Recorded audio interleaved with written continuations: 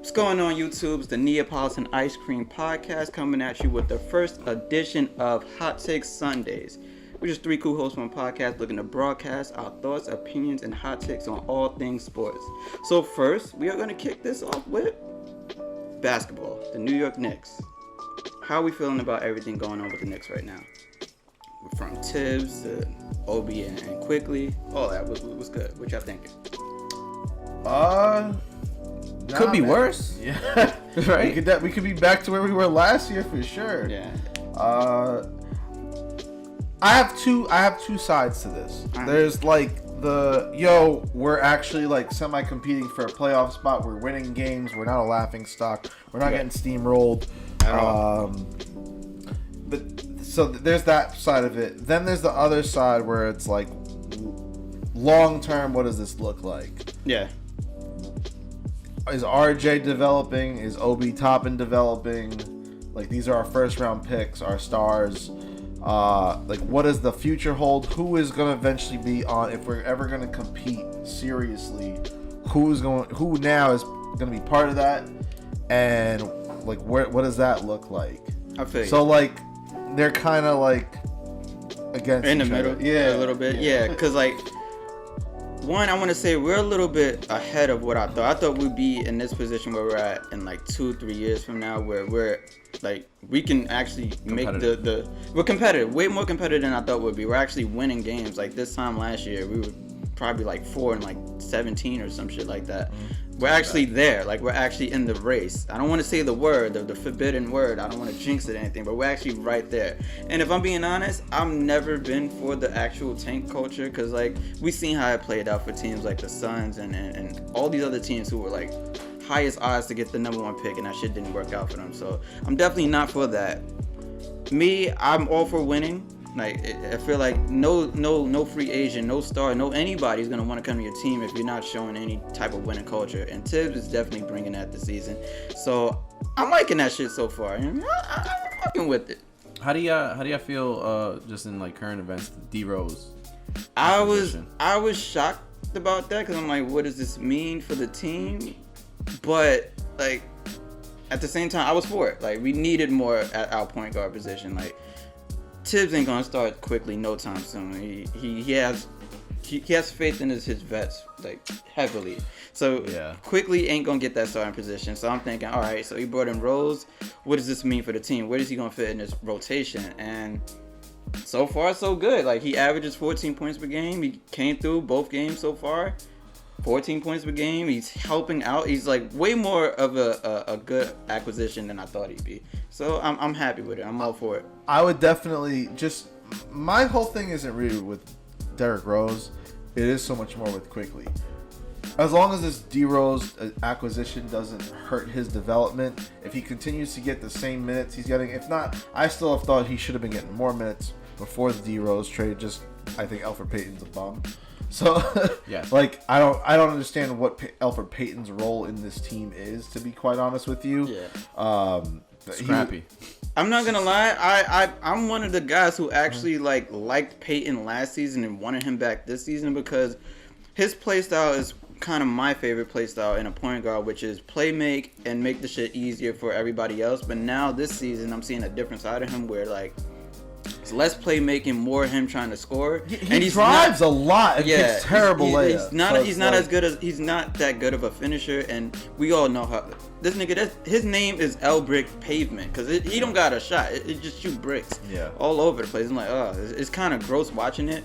I kind of wish Rose would start over him, but then at the same time, I don't know how the second unit would get points without Rose on that. It might be too early to put Rose in the starting lineup from a chemistry ball movement. Yeah, you got to develop that first. I think he eventually will this season. I don't think he'll start quickly. If he hasn't started him yet, I don't think. It's not. It probably won't happen. Yeah. But it's fine. He's finishing games most of the time. He's usually the guy out there in the fourth quarter, like trying to hit big shots and shit like that.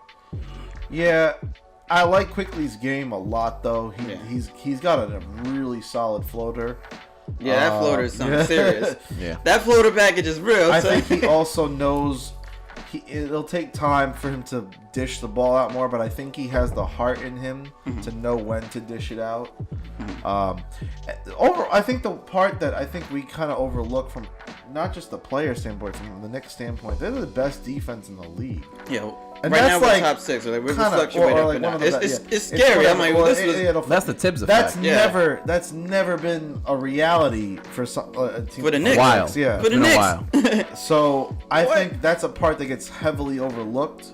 You don't. It's the things that maybe statistically, technically on paper you'll see, but we're fighting, we're competing, we're in close games.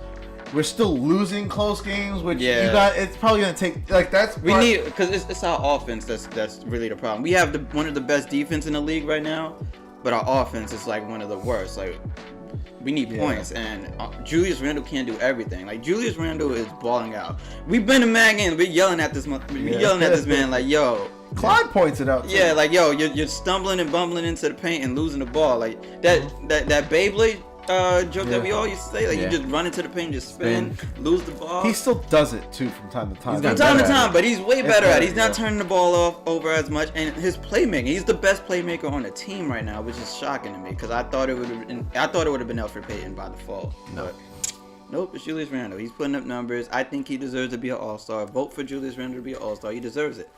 And I don't think we should trade him either.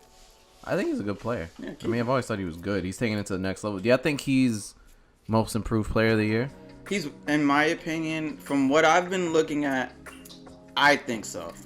I think he's putting up all-star numbers. I don't see someone else either from another team right now that is doing as much as he is. Yeah. There's a cup. Because he like, for example, like his first season, he broke his leg on like the first game, so scrap that. Second season with the Lakers, pretty decent.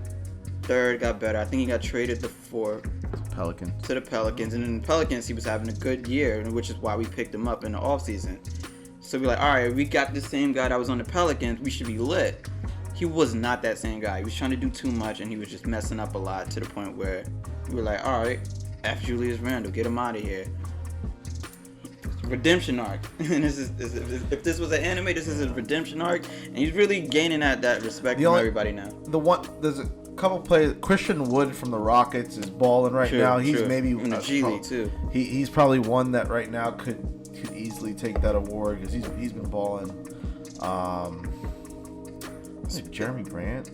Well, Jeremy Grant definitely got to be in that conversation because like he's like the best player on the Pistons right now. But that's not the bar is low. The only other thing, maybe Jaylen Brown. Like that's only like three that but I'm like. He's been good. Yeah, but no, he's been like. The thing is, Boston, I feel like him and Jason Tatum have like the same play arcs pretty much. Yeah, they're the same play. They never. Tatum's better significantly. Yeah, truly. Yeah. But like, he's a superstar. They need Boston. If Boston's gonna be legit, like Boston is a good playoff team, right? Right. Year in and year out. But like, if they want to seriously think about overcoming and being the best, Tatum needs to be a bona fide superstar, and Jaylen Brown needs to know how to create his own shot and be a significant number two. Otherwise, they won't beat Brooklyn. They won't beat Milwaukee. They won't beat Miami. I wouldn't say Philly because they've beaten Philly, but like Miami, I don't know. I think Miami was a fluke. I don't know. I'm curious about it. I'm watching it because like the way they started the season, it was messed up for them because a lot of people had COVID and stuff. Well, not COVID, but like COVID protocols and stuff like that. So I don't think they're. But I don't know.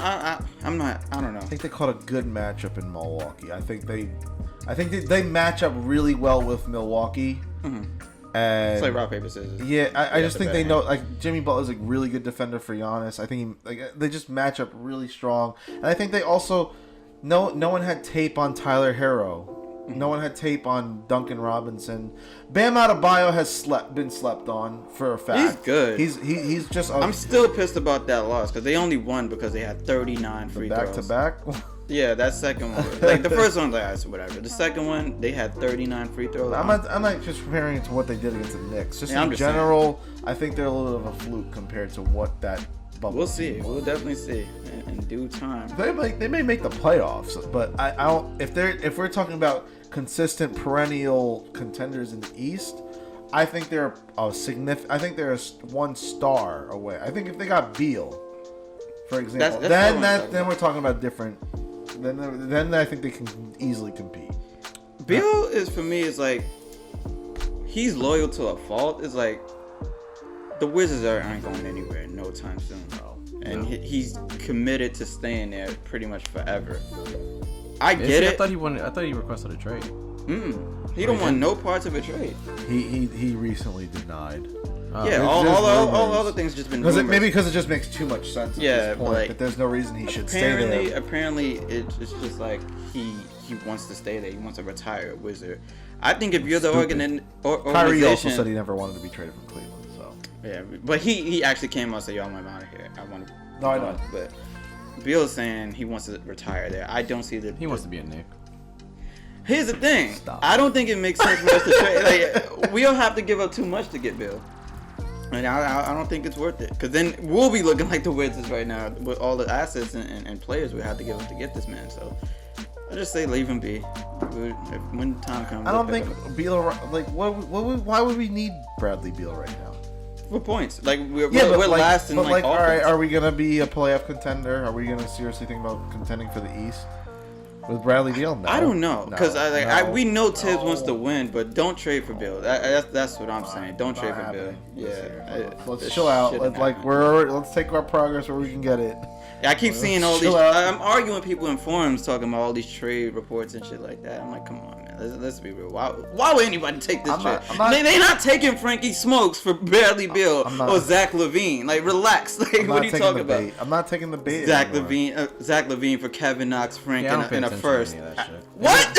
After losing out on the whole free agency last year, I'm not taking any bait all the free anymore. agents signed last year. So it's like, all right, you just got to build, bro. You just got to build. And we're competing with the players we got now. Leave it. Like, why are you trying to, like, trade these players that are actually part of the reason why we're actually competing? So, you got to relax. And aside from that, there's a lot of hype for LaMelo Ball. No matter what he does, he can just dribble the ball, do a crossover, highlight, Bleacher Report. Oh, my God. LaMelo just dribbled the ball.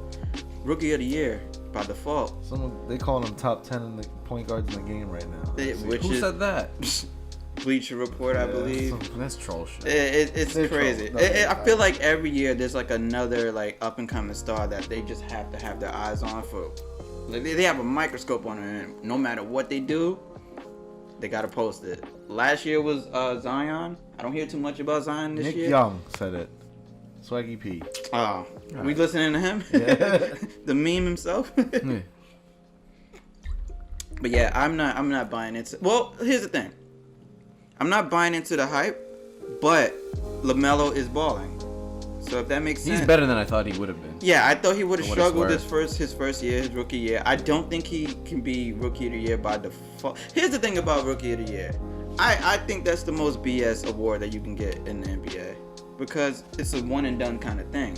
You can have the more talented rookie, but he's not getting the same amount of minutes. Right. Therefore, he's not showcasing that he's better than this person. My example, Immanuel Quickley. I think he's like probably one of the top 3 rookies right now, but his minutes are limited because of Thibs. Thibs runs with his vets more than he does with his rookies. He trusts his vets more than he does his rookies. Obi Toppin is only getting maybe 10 minutes a game, which isn't enough to develop him and actually see him do good. So people are calling Obi Toppin a bust when it's not fair. He's just only getting 10 minutes a game. What do you expect him to do? Julius Randle is playing like an all-star. You gotta run with him. So I don't know, man. LaMelo, you're balling, but I don't know if you're like the unanimous rookie of the year. I gotta go with my guy Quickley. For 2 points to tackle there. I don't know if I would call Rookie of the Year a BS award, because if you look at the history of Rookie of the Years, they've been really good players for the most part. What's his name? Who was on the Sixers? Carter Williams. All right, but that's like no, but I said for the most part. Between Michael Carter Williams and maybe Malcolm Brogdon. Outside Brogdon's actually doing. He's a good player. He's just not like. Yeah, but if you look at like everyone else, sometimes the draft classes be trash. Those are the trash draft classes. But here's the thing, all right. Most rookie of the years are really good players. Let's name the rookie of the years that are superstars. Ja Morant. Okay. Luka Doncic. Okay. Wait, Ja and Luka weren't same? No, Luka was with Trae Young. Yeah. Okay. Ben Simmons. LeBron. Where's Ben Simmons now? He ain't balling. He ain't never improved since he got that. He never improved. It has been 3 years. High quality player. He's a good player, but he ain't all-star level right now. He never improved. He was an all-star last year. Right now, I'm talking about this season. Right. I'm be honest. He's on a good team, but like I was gonna say, but who's balling on the Sixers? It was Embiid. He's winning like 30 points team? a game. OD. And then Steph Curry's a key, but like Ben Simmons, there's no points coming from him really. He can't shoot. Yeah. All right. Well, those are the recent ones. Yeah. Well, like Let me try to grab. I feel like Damian Lillard won. I think Damian Lillard has won Rookie of the Year. Did he? Kyrie might have won Rookie of the Year. I don't know if Karl Anthony Towns won. I think he did. I think Andrew Wiggins was maybe one of those best Rookie of the Years. Yeah. No, I'll give you that one. I think I'm trying to remember. All right, I got the list right here. Last year, Ja Morant. Year before, Luka Doncic. Year before, Ben Simmons. He's kind of like not declining. He's just like stagnant right now. Malcolm Brogdon. All-star last year. I wouldn't. No, say this season he's stagnant. He's not improving. That's like the big word on him right now. He's just like he got one of those hype. He was also on the huge hype train that he would be the next LeBron. Yeah, and that's not happening. Andrew Wiggins got the next LeBron. Yeah. Ben Simmons got the next LeBron, and Zion Williams got the Williamson got the next LeBron. The year before that, Andrew Wiggins. Karl Anthony Towns. We don't know yet. He just started playing. He's a really good player, but for some reason Minnesota can never get over. They're terrible. They have like the worst record in the league right now. But he's been out because of COVID. Fucking Andrew. Yeah, that's crazy. And then the year before that, Michael Carter Williams. That's like your bust. All right. For Rookie of the Year. Damian Lillard, superstar. Kyrie, superstar. Blake Griffin. At one point was a superstar. Superstar? He was. All-star. At one point he was a superstar. Tyreek Evans, not in the league. Derrick Rose on the Knicks again. Kevin Durant. Okay. Derrick Rose, that's that. I like how you go on the Knicks again. No, that's a good thing. But he's backup right now. Derrick Rose, that's a really bad enough. Because Derrick Rose deserved Rookie of the Year. I'm MVP. happy. We have a former MVP on the Knicks, but he's backup. Kevin Durant. All right, Kevin Durant, superstar. Still, Brandon Roy, not in the league. Chris Paul, legend. Emeka Oak. What? Stud. Whoa, Emeka Okafor. No 5. And but a lot of those are superstars, though. A lot of them. Or at least all stars. To bare minimum. All right, all stars. We can say all stars for sure. Yeah. Yeah, majority of them are all stars, with the exception of Andrew Wiggins, Malcolm Brogdon. Go before that. You have before Mecca. You have LeBron, Amari, Pau Gasol. No, I'm saying let's stop at LeBron. We'll keep going. Wait, Pascal. Pau Gasol. Oh, they said Pascal. Like, wait, Mike Siakam? Miller. Which all right, that's a little weird. But Steve Francis was Mike nice. Miller. How did that Elton Brand, Vince Carter. All right, here we go. Hall of Famers right here. Vince Carter, Tim Duncan, Allen Iverson, Damon Stoudemire. All right, but not that. But Jason Kidd, Grant Hills, Chris Webber is not a Hall of Fame. No, not really. No. Shaq before. You have some really big names though here. But that doesn't mean that. All right. And Melo, hold up. I just want to put this out there. Melo should have got Rookie of the Year, not LeBron. But Rookie year here was my point. Here was my point. There are some superstars who aren't Rookie of the Year because they're not getting the minutes that they need to do it. That's fine. Oh, that was my only argument. Oh, okay. All right. No, that's fair. Yeah. So like, you can't. Like they feel like it's unanimous that what's the name? LaMelo should get Rookie of the Year because he's the most marketable. He's starting. He has a starting position. He's playing 30 minutes a game. Quickly getting 20 maybe. Playing half the game. What is Anthony Edwards? Huh? What's he doing? Minnesota, yeah. He's doing better now. He wasn't efficient like the start. I haven't heard of him. Yeah, small market. Yeah. But yeah, he's starting to cook. Who was the number 2 pick? James Wiseman. Oh. I just feel like Steph Curry just always shines that whole team. You don't hear much. You don't hear much. Like, yo, bro, even last year they were saying Zion was a runner-up to be Rookie of the Year. This nigga played 20 games. No, well, that's just the media and ESPN feeding and jacking off Zion Williamson. If they would have gave Zion the Rookie of the Year over Ja Morant, oh man. Oh man. Alright, let's move on from basketball.